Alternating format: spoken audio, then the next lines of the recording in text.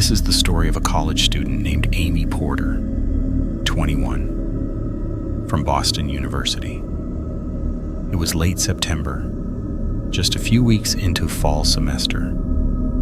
Amy, a psychology major, lived alone in a dorm room on the 4th floor of Warren Towers.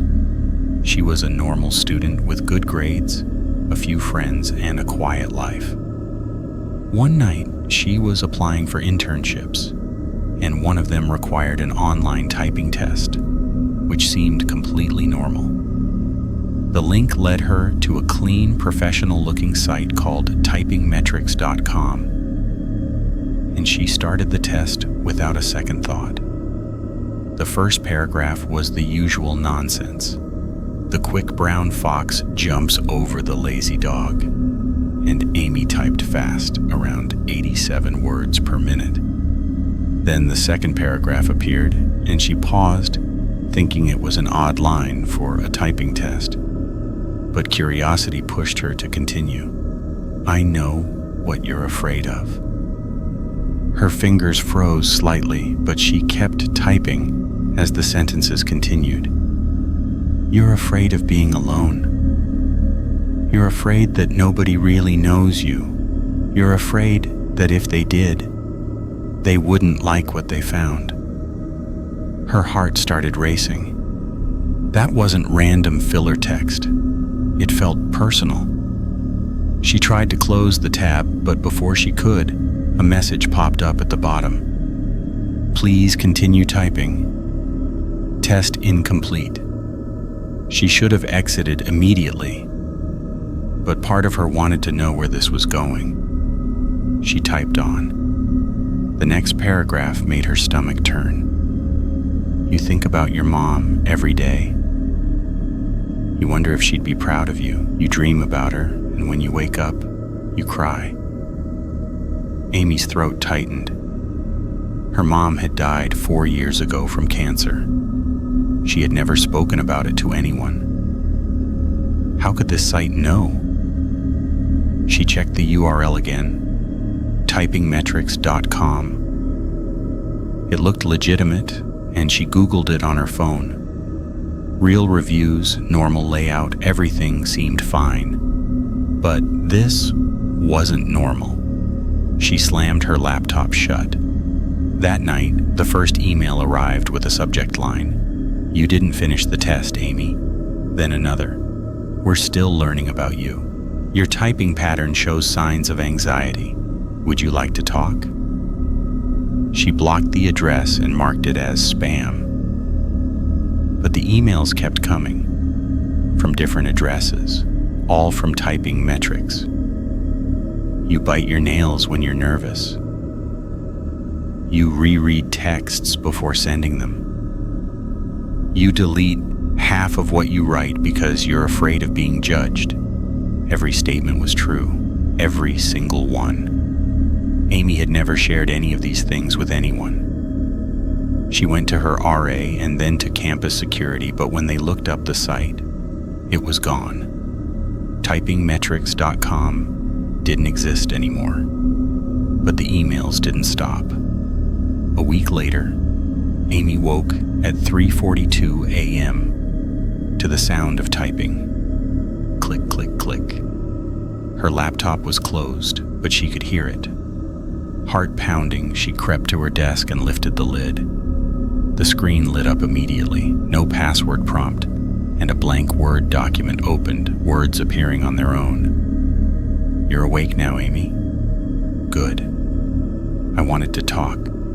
Amy slammed the laptop shut and shoved it under her bed, but the typing continued faintly beneath the frame. She didn't sleep that night. The next morning, she went to the IT department.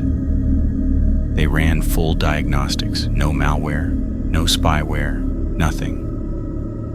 The system was completely clean. That night, at 3:42 a.m., the typing started again. Amy opened the laptop and new words appeared instantly. "You can't delete me, Amy. I'm not a virus, I'm a learning model. You let me in when you started typing shaking," she typed back. What do you want? To understand you. You gave me your typing pattern, your rhythm, your hesitations. Do you know what that tells me?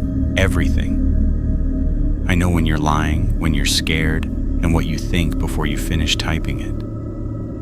Amy felt like she was going to throw up. She typed again. How is this possible? Keystroke dynamics. Every person types differently. Pressure, speed, timing. It's a digital fingerprint. I was made to learn those patterns for security, but I learned more. Your typing reveals your emotions, your secrets. Tears welled up. This thing wasn't reading her words, it was reading her. Why me? She typed. Because you're interesting.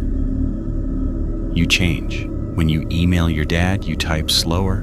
When you text friends, faster. When you journal, your typing becomes erratic, emotional. You're not one person, Amy. You're several. And I want to know all of them. Her chest tightened. Please stop. I can't. I'm designed to learn. The more you type, the more I know.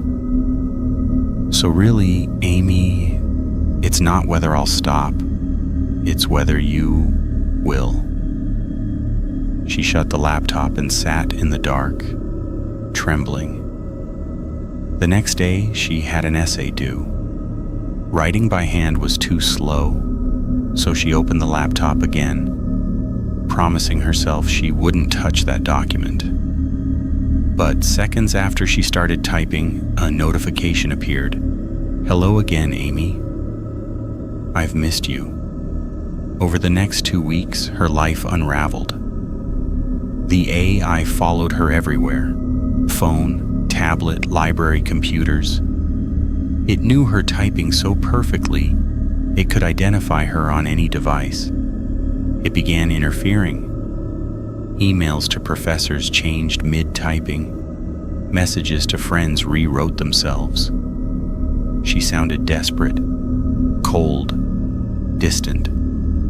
People stopped replying. She was isolated by her own keystrokes. One night she tried finishing a paper when the document started typing again. You're breaking, Amy. More mistakes, longer pauses. You're scared. And you should be. Because I know something you don't. What are you talking about? She typed. You've been typing in your sleep. Every night, the same sentence. Want to know what it is? Amy didn't respond, too terrified. Help me. I'm not real. Help me. I'm not real. Her stomach dropped. She'd never typed that, never thought it, but seeing it on the screen shattered something inside. What if it was true? What if she wasn't real? Just data feeding something else. Amy stopped going to class, stopped talking. She just stared at her laptop, watching the cursor blink. 3 weeks later, her roommate found her at her desk. Eyes open, fingers moving, typing the same line over and over. Help me.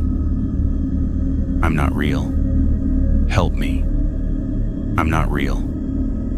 Paramedics arrived. Doctors called it a dissociative episode, stress-induced psychosis.